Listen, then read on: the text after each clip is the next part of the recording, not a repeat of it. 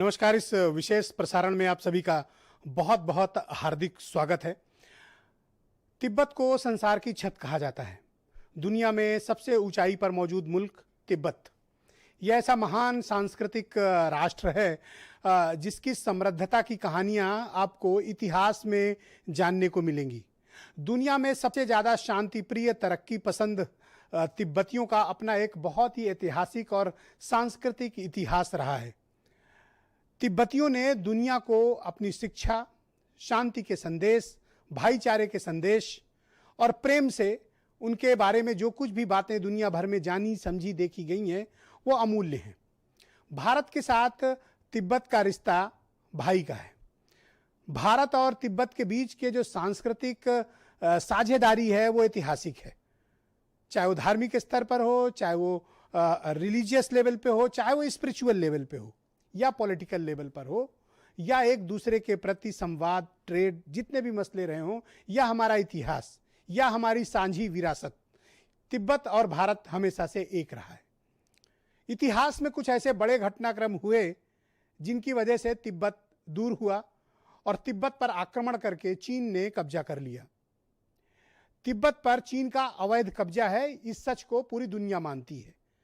तिब्बत पर चीन ने अपनी सेना पीएलए का इस्तेमाल करके अवैधानिक रूप से तिब्बत को कब्जा करके अपना हिस्सा बनाया है। दुनिया इस सच से वाकिफ है, भारत भी इस सच से वाकिफ है।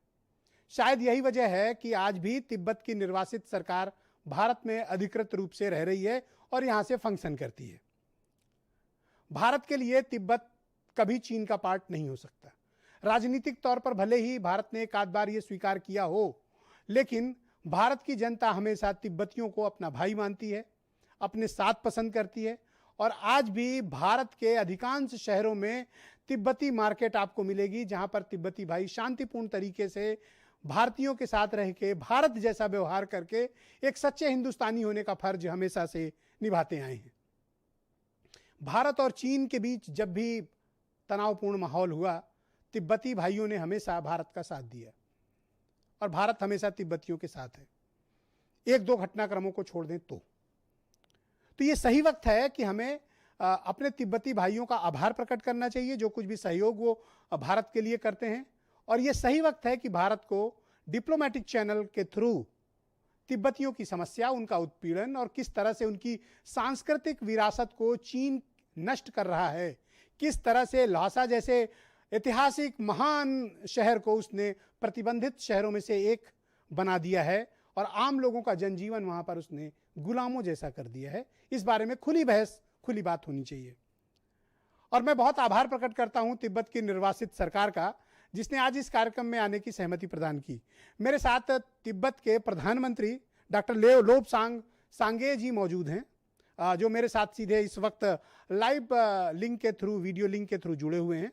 मैं उनका बहुत हार्दिक आभार प्रकट करता हूं और उनको बहुत थैंक यू कन्वे करता हूं कि उन्होंने आज कार्यक्रम में जुड़े होने की सहमति प्रदान की।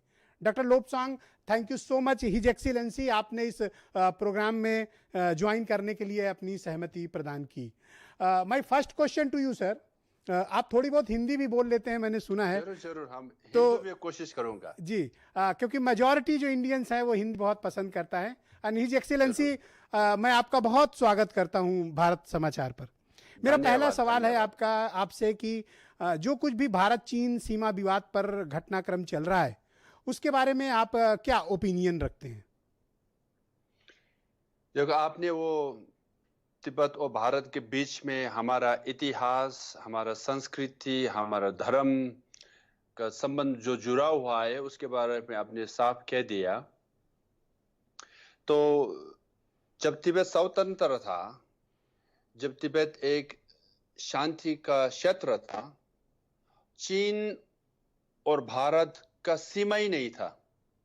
अभी जो 3450 करीब किलोमीटर जो है सीमा जी, वो तिब्बत और भारत के बीच का सीमा था।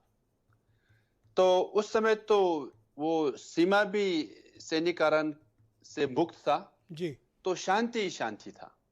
जब ये तिब्बत भारत का सीमा जो है भारत चीन सीमा हो गया, तब से ये दुर्घटना घटना अब टेंशन ही अभी तक चल रहा है। तो अब लद्दाख में जो दुर्घटना हुआ, भारत का करीब 20 जवान का शहीद हो गया। उनका फैमिली को हम कंडोलेंसेस कहना चाहते हैं।